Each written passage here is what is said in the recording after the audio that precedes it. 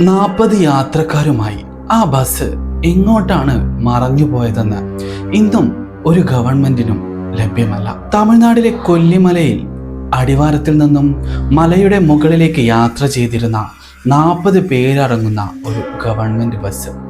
ആ ബസ് കാണാതായിട്ട് ഇന്നേക്ക് 30 വർഷം കഴിഞ്ഞിരിക്കുന്നു. 1990 സംഭവിച്ച ഒരു അമാനുഷികത നിറഞ്ഞ ഒരു സംഭവമായിട്ടാണ് അന്നത്തെ ഈ സംഭവം അവിടുത്തെ ഗവൺമെന്റ് എടുത്തിരുന്നത്.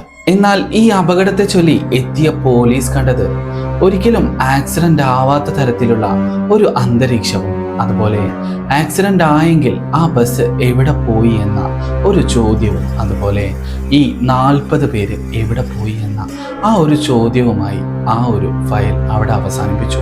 എന്നാൽ ഇത് തെളിയിക്കാനായി പിന്നീട് ഈ 30 വർഷങ്ങൾക്ക് ശേഷം പുറപ്പെട്ട 2 ചെറുപ്പക്കാർ ഇത് തെളിയിക്കുകയുണ്ടായി. എന്നാൽ അവർക്കത് തെളിയിക്കാൻ പറ്റിയെങ്കിലും ബാക്കി അവർക്ക് എന്ത് സംഭവിച്ചു എന്നത് നമുക്ക് ഈ വീഡിയോ മുഴുവനായി കണ്ടു കഴിഞ്ഞാൽ നിങ്ങൾക്കത് മനസ്സിലാവും.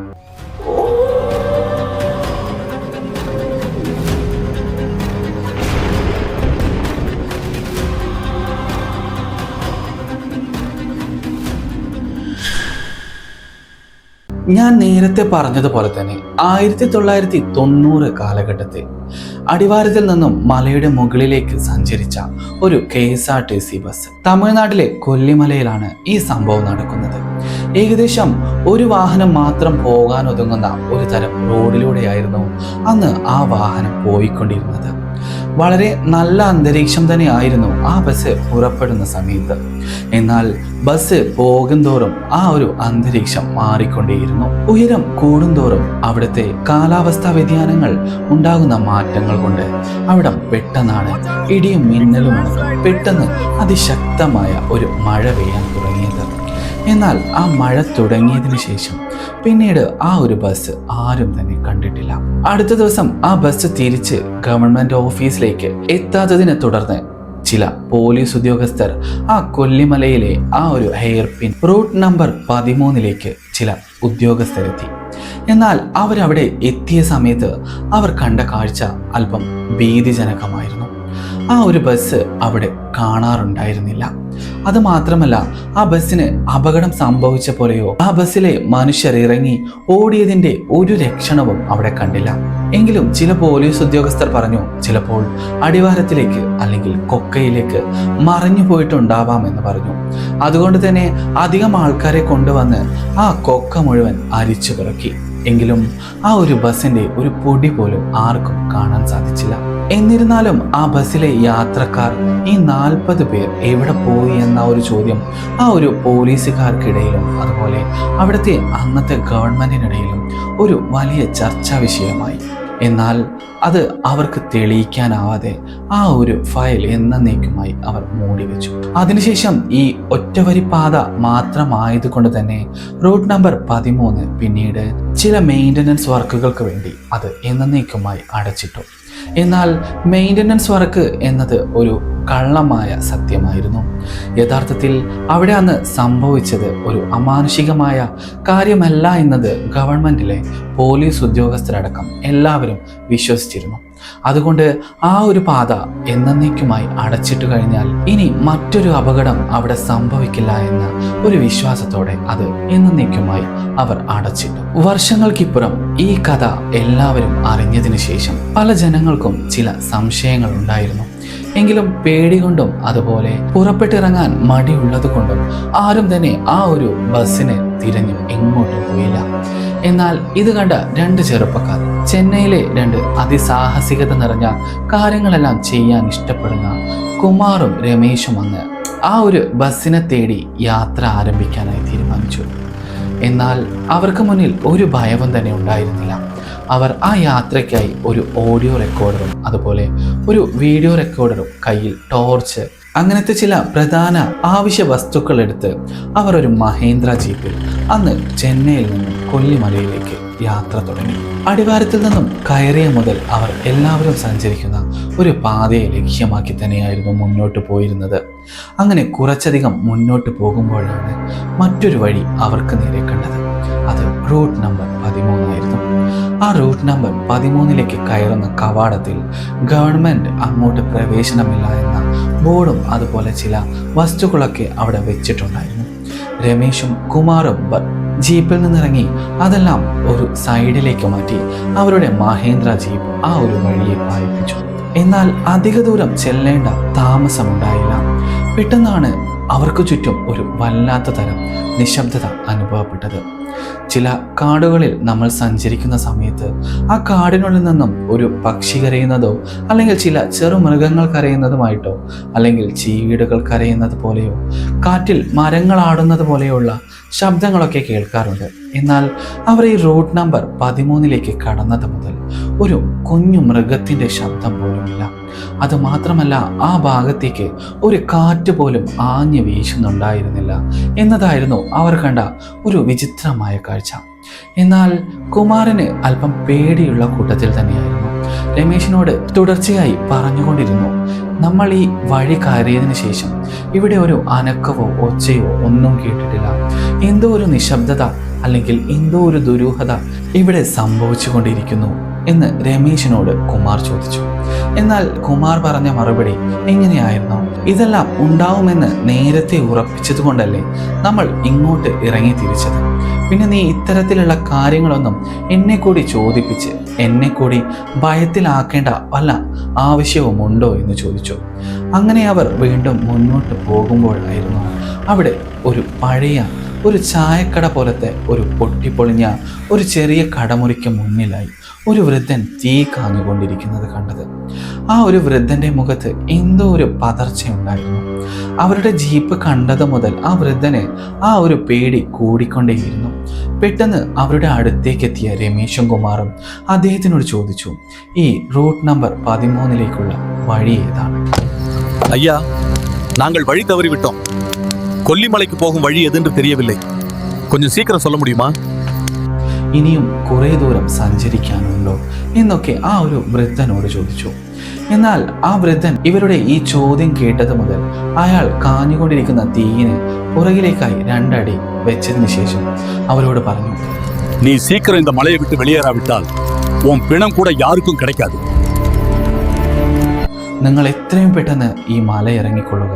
നിങ്ങൾ രാത്രി ഇരുട്ട് മുന്നേ ഈ മല ഇറങ്ങുക. അല്ലെങ്കിൽ നിങ്ങളുടെ ശവം പോലും ഇവിടെ നിന്നും കൊണ്ടുപോവാൻ സാധിക്കില്ല. ആ ഒരു പ്രേത ബസ് ഇന്നും റൂട്ട് നമ്പർ 13 ആത്മാക്കളെ ക്ഷണിച്ചുകൊണ്ടേയിരിക്കുന്നു. അതുകൊണ്ട് നിങ്ങൾ എത്രയും പെട്ടെന്ന് ഇവിടെ നിന്ന് പോകുക എന്ന ഒരു ശാസനവുമായി ആ വൃദ്ധൻ രമേശിനോടും കുമാറിനോടും പറയുകയുണ്ടായി. എന്നാൽ രമേശും കുമാറും ഇതൊന്നും കേൾക്കാതെ റൂട്ട് നമ്പർ 13 കടന്നുകൊണ്ടിരുന്നു. ആ സമയത്താണ് രമേശ് കുമാറിനോട് പറഞ്ഞത്, ഇനി അധികം ദൂരമൊന്നുമില്ല, ഏകദേശം നമ്മൾ എത്തിക്കഴിഞ്ഞിട്ടുണ്ട് ഈ സ്ഥലത്ത് എന്ന്. എന്നാൽ പെട്ടെന്നാണ് അവരുടെ ആ ഒരു ജീപ്പ് നിശ്ചലമായത്. അവർ എത്ര സ്റ്റാർട്ടാക്കാൻ നോക്കിയിട്ടും ആ ഒരു ജീപ്പ് സ്റ്റാർട്ടാകുന്നേ ഉണ്ടായിരുന്നില്ല. അതുമാത്രമല്ല, വളരെയധികം തണുപ്പ് അനുഭവപ്പെട്ട അവർ കയ്യിലിരുന്ന ഒരു ജാക്കറ്റ് 2 പേരും ധരിച്ചു. എന്നിട്ട് രമേശ് കുമാറിനോട് പറഞ്ഞു, നമുക്ക് എത്തേണ്ട സ്ഥലം ഏകദേശമൊക്കെ വന്നിട്ടുണ്ട്, ഇനി നമുക്ക് അല്പം നടന്നിട്ട് പോകാം, അല്ലെങ്കിൽ നമുക്കിവിടെ നിന്നും അങ്ങോട്ട് എത്തുന്നത് കുറച്ച് പ്രയാസമായിരിക്കുമെന്ന്. രമേശിന്റെ വാക്ക് കേട്ട് കുമാർ ആ ഒരു ജാക്കറ്റെല്ലാം ധരിച്ച് കയ്യിൽ വീഡിയോ ക്യാമറ ഓൺ ചെയ്ത് ആ ഓഡിയോ ക്യാമറയും കയ്യിൽ ടോർച്ചുമായി രമേശിന്റെ പുറകെ നടന്നു. അങ്ങനെ കുറച്ചധികം നടന്നപ്പോഴായിരുന്നു അവിടെ ഒരു ഭാഗത്ത് ഒരു മല ഇടിഞ്ഞതുപോലെയുള്ള ഒരു കാഴ്ച കണ്ടത്. ഏകദേശം 30 വർഷങ്ങൾക്ക് മുമ്പേ ആ ഒരു ബസ് എവിടെ നിന്നാണോ കാണാതായത് ആ ഒരു സ്ഥലത്തേക്കാണ് അവർ എത്തിയത്. ഇവിടെ വെച്ചാവാം ആ ബസ് അപ്രത്യക്ഷമായതെന്ന് അവർ മനസ്സിലോർത്തു. എന്നാൽ എല്ലാവരും കണ്ട പോലെ തന്നെ അവർക്കും ആ ഒരു ബസ് എവിടെ പോയി എന്ന് കാണാൻ സാധിച്ചില്ല. അങ്ങനെ അവർ എല്ലാ ഭാഗത്തും തിരയുന്ന സമയത്താണ് അവർക്ക് പെട്ടെന്ന് താഴെ ഭാഗങ്ങളിൽ നിന്നും ആരൊക്കെയോ രക്ഷിക്കണേ എന്നൊക്കെ പറഞ്ഞ് നിലവിളിക്കുന്നത് പോലെ ഒരു വിചിത്രമായ ശബ്ദം കേട്ടത്. കൂടാതെ ഒപ്പം വളരെ വലിയ ശബ്ദത്തിൽ ഇടിമുഴക്കവും മിന്നലും ഒപ്പം മഴയും ഉണ്ടായിരുന്നു. കുമാർ രമേശിനോടായി പറഞ്ഞു, നമുക്ക് ഇവിടെ നിന്ന് പോകാം. എന്തൊക്കെയോ ശബ്ദങ്ങൾ ഇവിടെ നിന്ന് കേൾക്കുന്നുണ്ട്. എനിക്ക് വല്ലാതെ ഭയം തോന്നുന്നു. നമ്മൾ മരണത്തിലേക്കുള്ള പോക്കാണോ എന്നൊക്കെ എനിക്ക് സംശയമുണ്ട് എന്ന ഒരു വാക്ക് കുമാർ രമേശിനോട് പറഞ്ഞുകൊണ്ടേയിരുന്നു. എന്നാൽ രമേശ് ഇതൊന്നും കേട്ട് പിന്നോട്ട് നടന്നില്ല. ആ ബസ് അപകടത്തിൽപ്പെട്ട ആ ഭാഗത്ത് നിന്നും കുറച്ച് മുന്നോട്ട് പോകുന്ന സമയത്താണ് ഒരു ഗുഹ പോലെ എന്തോ ഒന്ന് കണ്ടത്. ആ ഒരു വഴി രമേശും കുമാറും ഇറങ്ങി ചെന്നപ്പോഴായിരുന്നു അത് നേരെ ചെല്ലുന്നത് ഒരു കൊക്കയ്ക്കടുത്തായി ഒരു അടിവാരത്തിലേക്ക് പോകുന്ന തരത്തിലുള്ള ചില ഇടുങ്ങിയ പാതകളിലൂടെ അവർ ആ ഒരു വഴിയിലേക്ക് ഇറങ്ങി ചെന്നത്. ആ സമയത്തായിരുന്നു അവർ ആ ഒരു കാഴ്ച കണ്ടത്. അവർ എന്ത് തിരഞ്ഞാണോ ഇങ്ങോട്ട് വന്നത്, ആ ഒരു ബസ് അവർക്ക് നേരെ നിൽക്കുന്നു. എന്നാൽ ആ ബസ്സിന്റെ ചില്ലുകളോ അല്ലെങ്കിൽ ആ ബസ്സിന് യാതൊരു തകരാറുകളും സംഭവിച്ചിരുന്നില്ല. എന്നാൽ ആ ബസ്സിന്റെ ചില്ലുകളിലും ആ ബസ്സിന്റെ ബോഡി പാർട്സിലുമെല്ലാം എന്തൊക്കെയോ രക്തക്കറ പോലെ പിടിച്ചിരിക്കുന്നു. ഉറപ്പായും അത് കണ്ടാൽ ഒരു രക്തക്കറ പോലെ തന്നെ തോന്നാം. എന്നാൽ ആ ഒരു ബസ്സിന്റെ വാതിലോ ജനവാതിലിലെ ചില്ലുകളോ ഒന്നും തന്നെ ഒരു തകരാറുകളും സംഭവിച്ചിരുന്നില്ല. പെട്ടെന്നാണ് അവർ ആ ഒരു ബസ്സിനകത്തേക്ക് കയറാൻ തീരുമാനിച്ചത്. ആ സമയത്തൊക്കെ അവരുടെ കയ്യിലെ ആ ഒരു വീഡിയോ ക്യാമറ അവർ ഓൺ ചെയ്ത് വെച്ചിരുന്നു. അങ്ങനെ അവർ ആ ബസ്സിനകത്തേക്ക് കയറി അവിടെ മൊത്തം നോക്കുമ്പോഴായിരുന്നു എന്നാലും ആ 40 യാത്രക്കാരുടെ അസ്ഥികൂടമോ അല്ലെങ്കിൽ അവരുടെ മൃതശരീരമോ ഒന്നും തന്നെ ലഭിച്ചില്ല. പകരം അവിടെ അവരുടെ കുറച്ച് ബാഗുകളും അതുപോലെ അവർ ഉപയോഗിച്ച ചില വസ്തുക്കളും ഏതോ ഒരു കുട്ടി കളിച്ച ചില കളിപ്പാട്ടങ്ങളും മാത്രമേ ഉണ്ടായിരുന്നുള്ളൂ. എന്നാൽ അപ്പോഴും അവരുടെ മനസ്സിൽ ചിന്തകൾ കുമിഞ്ഞുകൂടിക്കൊണ്ടേയിരുന്നു. ബസ് നമ്മൾ കണ്ടെത്തി, എന്നാൽ ഈ ബസ്സിനകത്ത് നിന്നും കാണാതായ ആ 40 പേർ എവിടെ പോയി എന്ന്. അങ്ങനെ നിൽക്കുമ്പോഴായിരുന്നു അതിശക്തമായി ഒരു മഞ്ഞ് വീഴ്ച പോലെ എന്തോ ഒന്ന് അവിടെ മൊത്തം പെയ്യാൻ തുടങ്ങിയത്. പെട്ടെന്ന് കോട മൂടിയതുപോലെ, നിലം മുഴുവൻ എന്തൊക്കെയോ ചെളി കൊണ്ട് മൂടിയിരുന്നത് പോലെ. അങ്ങനെ അവർ ആ ബസ്സിൽ നിന്നും പുറത്തേക്ക് ഇറങ്ങാനായി ആ വാതിൽ തുറന്നു നോക്കിയപ്പോഴായിരുന്നു അവർക്ക് മുന്നിലായി ആ ഒരു വാതിലിന് അടുത്തായി ആ വാതിലിനോട് ലക്ഷ്യം വെച്ച് ചില കാൽപ്പാടുകൾ കണ്ടത്. അത് പുറത്തേക്ക് ഇറങ്ങിപ്പോയ കാൽപ്പാടുകളല്ല, മനുഷ്യരിൽ നിന്നും വ്യത്യസ്തമായ ഒരു കാൽപ്പാട്. അതിനല്പം വലുപ്പമുണ്ടായിരുന്നു. അത് ആ ബസ്സിനകത്തേക്ക് കയറിയ പോലെ തന്നെ ആയിരുന്നു അവർക്ക് തോന്നിയത്. ആ സമയത്താണ് കുമാർ രമേശിനോട് പറഞ്ഞത്, എന്തോ ഒരു പൈശാചികത രൂപം നമ്മുടെ പുറകിൽ നിൽക്കുന്നത് പോലെ എനിക്ക് തോന്നുന്നുണ്ട്. തിരിഞ്ഞു നോക്കാൻ തികച്ചും ഭയമുണ്ട്. എന്നാൽ രണ്ടുപേരും ഒരേ സമയം തിരിഞ്ഞു നോക്കുമ്പോഴായിരുന്നു അവർ ആ കാഴ്ച കണ്ടത്. ഒരു ദുഷിച്ച ആത്മാവ്, ശരീരം മുഴുവൻ വിളറി വെളുത്ത് അഴുകി ദ്രവിച്ച ഒരു ശരീരം, അതുപോലെ വൃത്തികെട്ട ഒരു ദുർഗന്ധവും അവിടെ മൊത്തം വസിക്കുന്നുണ്ടായിരുന്നു. പെട്ടെന്നാണ് ആ ബസ് ഓട്ടോമാറ്റിക്കായിട്ട് ഓണായതും അതിവേഗത്തിൽ അവിടെ നിന്നും ആ ബസ് അടുത്തുള്ള വലിയ കൊക്കയിലേക്ക് മറിഞ്ഞു വീണത്. അയ്യോ, ഏതോ നടക്കുது, நம்ம சாக போறோம் போல, காப்பாத்துங்க. അടുത്ത ദിവസം ഈ സാഹസികരെ തിരഞ്ഞ് അവിടേക്കെത്തിയ പോലീസ് ഉദ്യോഗസ്ഥർക്ക് ലഭിച്ചത് അവർ റെക്കോർഡ് ചെയ്ത ക്യാമറകളായിരുന്നു. എന്നാൽ ആ റെക്കോർഡ് ചെയ്ത ക്യാമറകളിൽ ഒരു ആത്മാവിൻ്റെ രൂപം മാത്രം അവർ കണ്ടു. അതുപോലെ അവർ യാത്രയിൽ സഞ്ചരിച്ചപ്പോൾ അവർ സംസാരിച്ചിരുന്ന ചില ദൃശ്യങ്ങളും അതുപോലെ ചില ഓഡിയോ ക്ലിപ്സുകളും പോലീസിന് ലഭിച്ചതിൽ ആ ഒരു അപകടത്തിന് പിന്നിലും എന്തോ ഒരു അമാനുഷികത ഉള്ളതായി സ്ഥിരീകരിച്ച് ആ ഒരു കേസും അവിടെ അവസാനിപ്പിച്ചു.